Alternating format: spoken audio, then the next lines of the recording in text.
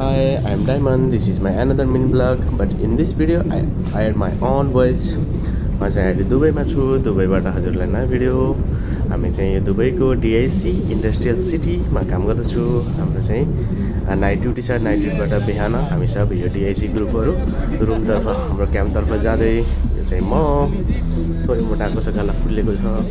हाम्रो चाहिँ night duty हो.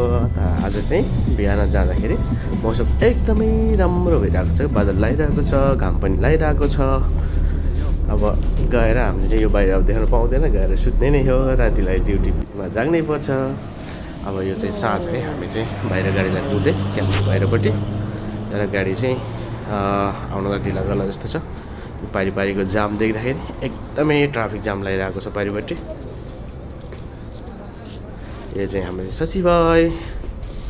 गाडी त आयो तर पहिलो ट्राफिक लाइट यो ट्राफिक सिग्नलकै जाममै फसियो. सिग्नलबाट युटर्न गइसकेपछि हामी यता फेरि अर्को सिग्नलमा फेरि फसियो नि त. अब यो सिग्नलमा फसिसकेपछि एकछिन बस्ने नै हो. तर यो एरिया चाहिँ रातिको समयमा चाहिँ एकदमै राम्रो देखिन्छ कि बिहानमा दिउँसोमा चाहिँ यहाँ चाहिँ सबै रम्बल देखिन्छ. त्यही भएर यो एरिया चाहिँ मलाई दिउँसोमा खासै मन पर्दैन, तर साँझमा भने चाहिँ एकदमै राम्रो मनपर्छ लाइटहरू देख्दै. अब हामी चाहिँ लोकेसनतिर बाई बाई.